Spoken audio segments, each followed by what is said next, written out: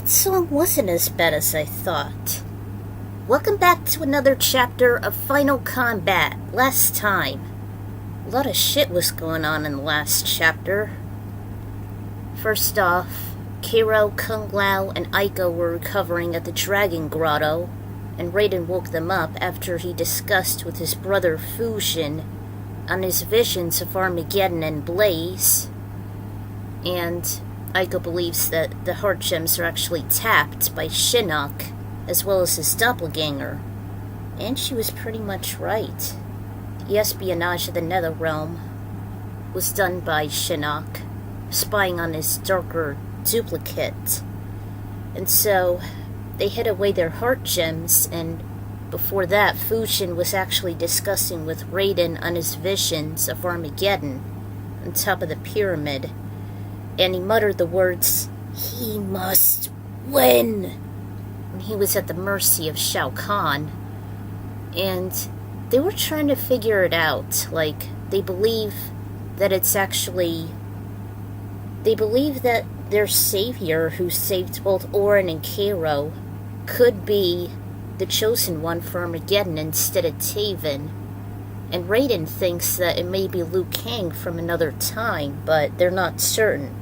Fushin was really skeptical about it. They don't know for certain because they haven't seen him yet. So, he actually reunited the two dragons, Orin and Kiro. And I wish that was done in Armageddon. It was such a heartfelt moment. And so they continue to watch over Taven as he marches through Outworld and chases after his corrupt brother Daegon. So, here we are, continuation 8, hauling up the fortress. It was now dusk in the realms of Outworld and Edenia. A crisp air greeted Taven as he emerged from Orin's portal after warning him of the quest being a setup, which actually is. He actually beheld an iron 20-foot statue of Shao Kahn as if he was piercing through the air, symbolizing his totalitarian. He knew right then where he was. Shao Kahn's fortress! I must be in Outworld! I suspect Daegon is already inside. I must find a way to get in. As soon as he wound up at a fork road, he felt something clip his neck. His keen vision made out a dart or two, barely missing him. I must take out Shao Kahn's archers! Unable to make out the assailants due to the opaqueness of the dusk sky, he could still watch the shadows within the towers. Using the same tactics as he did before in Arctica, he decimated the deadly routers surrounding Kahn's statue, then hid behind a shield before he evaded more fallen darts as he unleashed his fiery orbs onto each of them. Due to his agility and the towering wrought titan, he took them out seamlessly. He headed left as anxious as ever, though he immediately hesitated as he heard such a clatter ringing his ears. A series of ginormous boulders came rolling down the stairwell and colliding with the rear wall. Strange thing was that the debris never seemed to litter the bottom much. Remembering the traps in the premise of Delia's temple, Taven studied the pattern rhythmically before proceeding up once the way was clear. He raced up before there was another series of boulders. He scurried left then right and onto a long balcony similar to Argus's turf. He was then ambushed by Kahn's champions, but he was ready. There was a skinny guardrail as Taven easily tossed the stunned guardsmen over it, where the bodies either splattered upon the unforgiving terrain or sizzling in the lava pits. It was a pretty good fatality, stage fatality especially. Taven soon came across a massive lever which took nearly all its muscle as he brought it down. He barely heard a low squish from the center titanium door ahead. It was easy for him to cruise down the same stairwell, avoiding the constant boulders before he repeated the process in the opposing chamber at the left side. After clearing out the same balcony, Taven muttered to himself, observing the thick pikes with Kahn's spiked helmets on them. Shao Kahn is quite the narcissist. Always the conqueror, being so full of himself. I wonder if his zealousness would be his undoing. Which it was, actually. Good guess, Taven. Lowered the other lever and noticed the middle door had its spike pikes raised from the sides as a sign he unlocked it, finally. He slid down the stairwell and rolled away from the oncoming boulders before he dashed to the next section. Taven followed a couple corridors till he wound up in a massive circular chamber with a pair of monstrous bronze gears before he was struck upon by a gang of axe-wielders and swordsmen.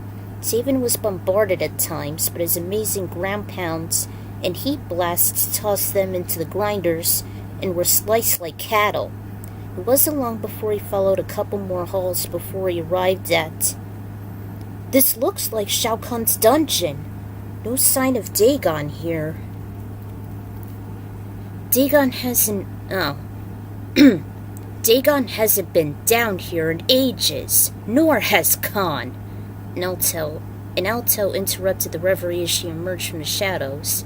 The light from the lava pits made her skin and her pink wardrobe glow.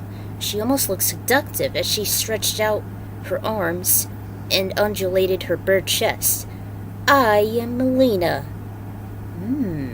Not bad. She seemed to admire Taven's meaty appearance with all that muscle and armor before she shifted herself. Care to dance? Oh, man. Taven versus Melina, and fighting a woman, that's not fair. Then again, she's no ordinary woman anyway. And he has to avoid the aerial kick. Luckily, the impact was cushioned by the Edenian armor he found earlier. He was still swept off his feet as Melina curled and spun like a rolling hedgehog, with her legs, pun intended. And he soon studied her moves, and Mian Xuan, realizing her flexible legs were her weakness. Her size seemed lesser lethal than her other tactics, and she was little to no match for the pyrokinesis, even when she stumbled and put out some of the flames.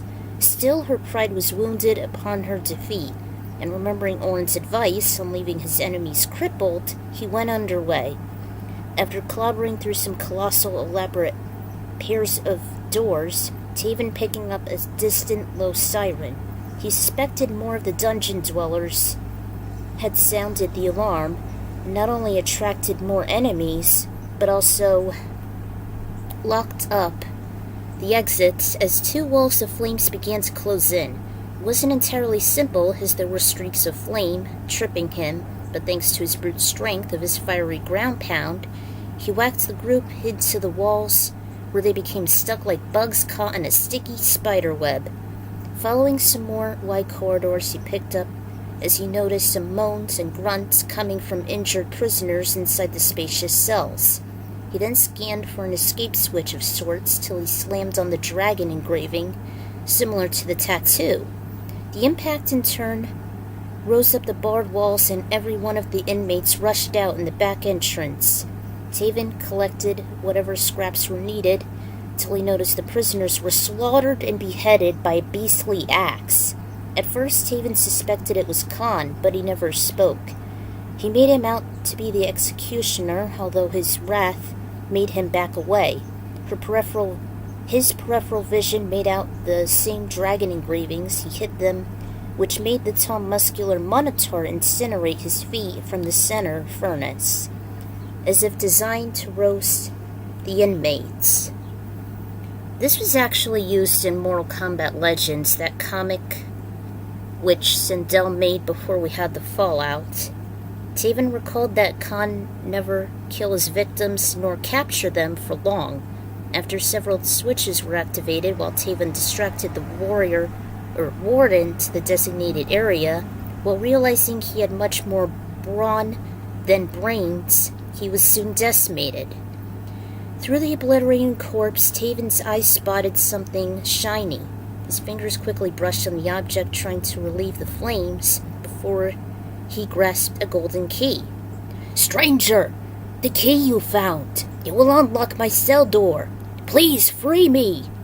Raspy voice spoke. "How do I know you won't attack me?" Taven was skeptical as he walked toward the enclosed cell, since he had made many attackers to deal with since his quest began. I don't blame him.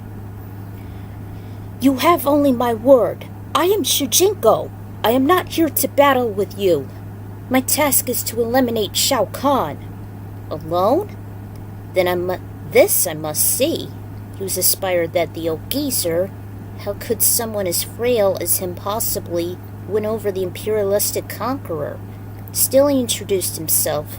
I am Taven. You plan to defeat Shao Kahn? Whole realms have tried to overthrow him. Yeah, at least he knows about that.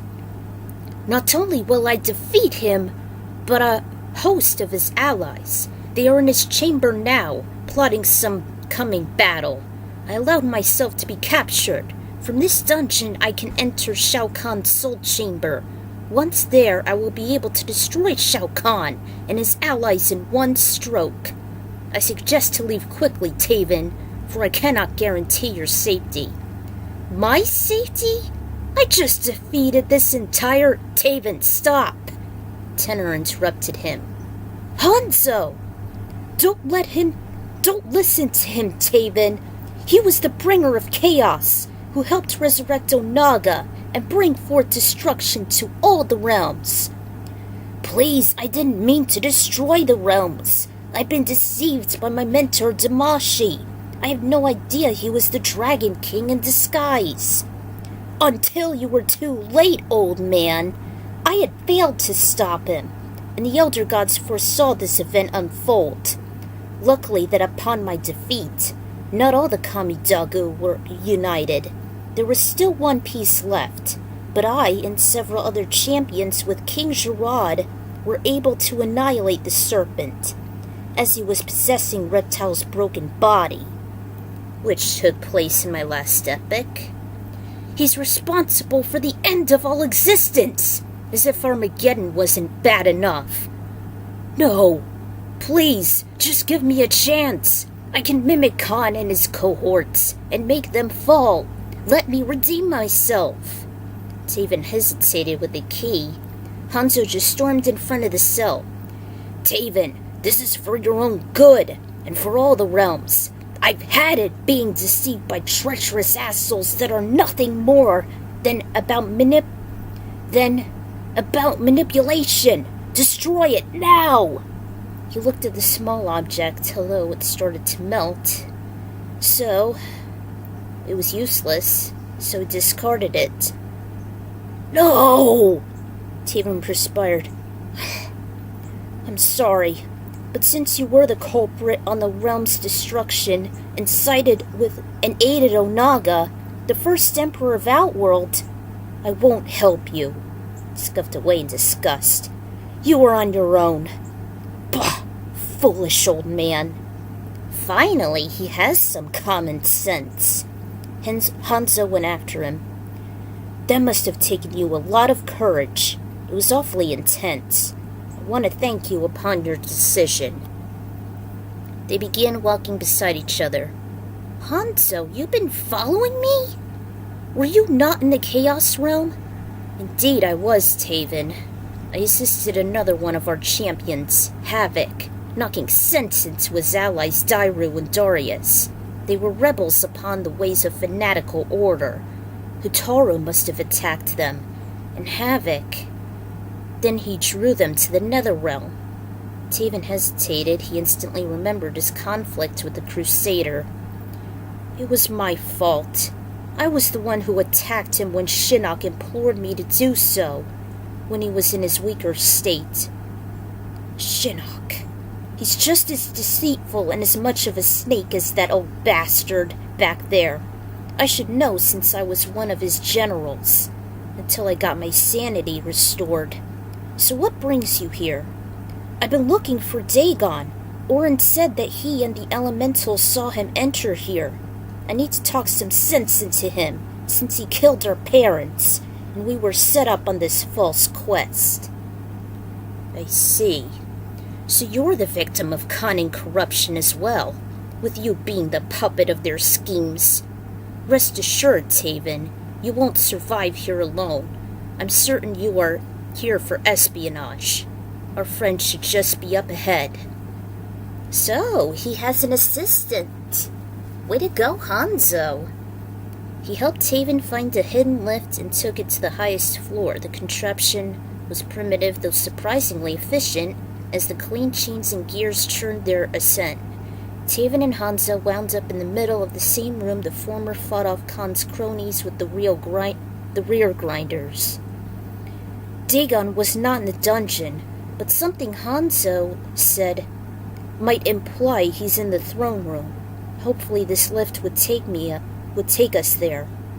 During the disquietude, Hanzo and Taven were suddenly met by more of Kahn's guards as they dropped onto their transport. They both took them out with ease as the Edenian rocketed them asunder as he pounded the floor, while the former wraith used his spear and his fatal breath stunning them. The ride shook as it parked on the top floor in a matter of minutes. The roomy area led them to the activation of a monstrous bot shaped like the fallen emperor. Really? A robot? That's one of Kahn's pathetic toys? So, the duo scrambled as it fired its red plasma beams, and Hanzo held the mecha still as he pulled it taut around its feet. However, it wasn't long before he withdrew the weakened weapon. Taven just kept running around the chamber, decoying the bot as he shot the igniting orbs on the upper portions that seemed unreachable. They expanded and sparkled like tears, and Hanzo followed his strategy. Well, tears, actually, those in Reboot. Hanzo followed his strategy before Taven pounded the black platform once all the orbs were lit. They noticed the switch shrunk the orbs, and they took turns distracting the Kahn Colossus while reigniting the light blue orbs.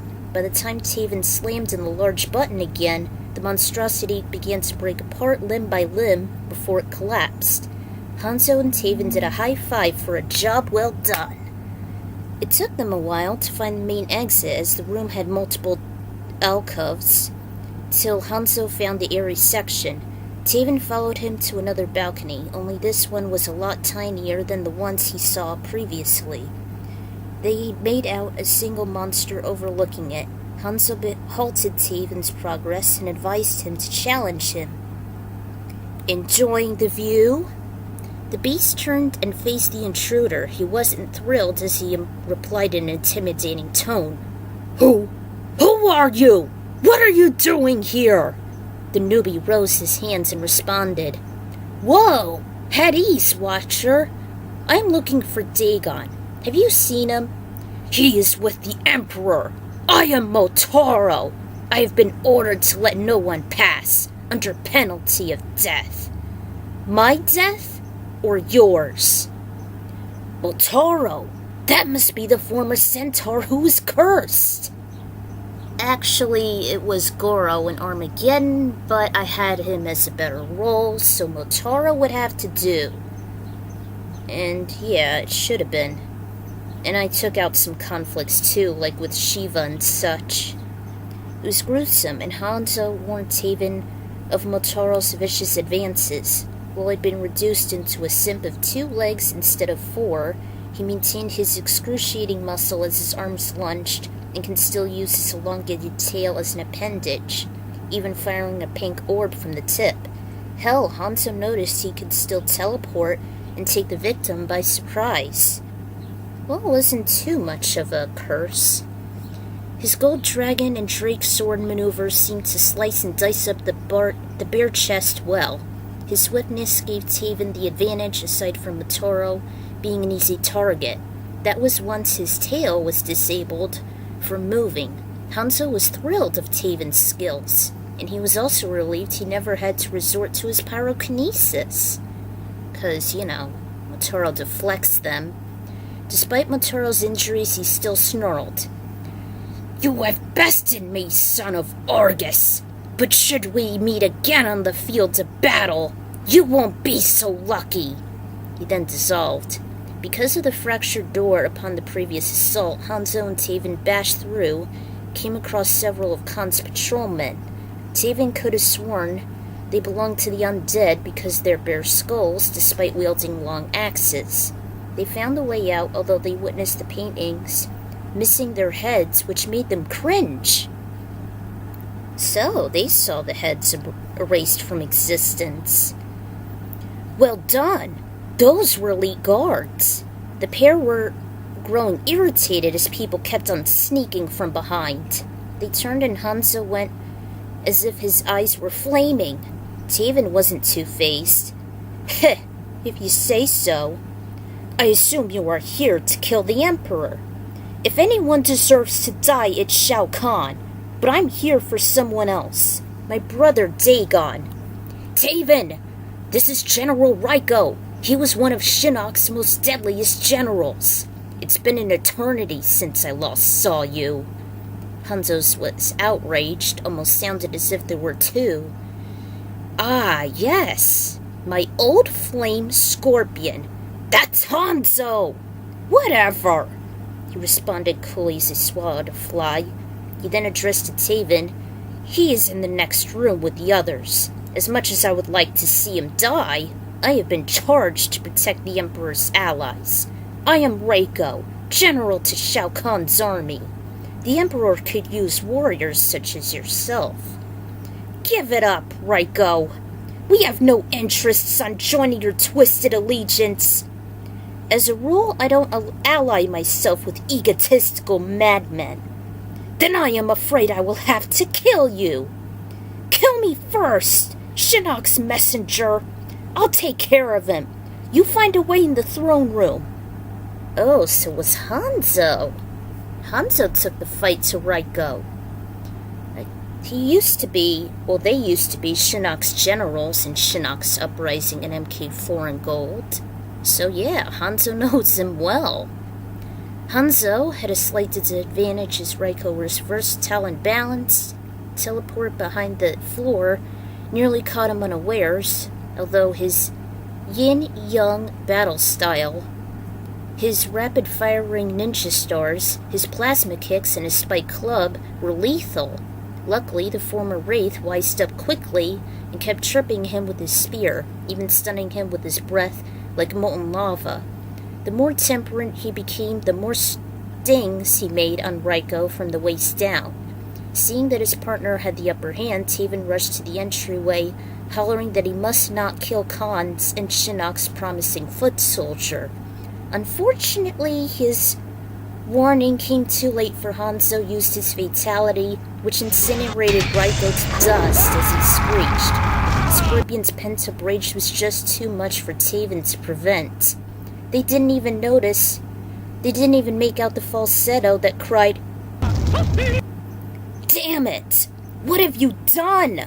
Orin told me to injure the elitists, not kill them. Now he's going to be fully healed in the Netherrealm and fight in Armageddon. Hanzo just hunched over. I'm sorry, Taven. I could not control my anger. Taven just helped him up. Come, we must not make that mistake again. Can you blame them? Can you blame these guys? The pair gradually opened the last door leading to their final destination and peeked out from the sides as they eavesdropped on a conversation. To Taven's surprise, though, he couldn't make out his brother in the gathering. Where does this portal lead to? Hanzo wondered aloud as his partner observed the line rip. And that is why we must put our differences aside and join forces. That's Quan Chi! He helped Taven identify their other fellow overlords. Why should we believe you, Quan Chi? Why should we trust you? Shang Tsung objected. I will not join an allegiance of traitors. That was Naga. Still, the blanch was as cool as a cucumber. Shang Tsung, Shao Kahn, Onaga, my comrades. We are all treacherous by nature, and betrayal is to be expected. But if we do not stand together, at least initially, it could mean the end of darkness. Good! That's what we want! Shh! I stand with no one!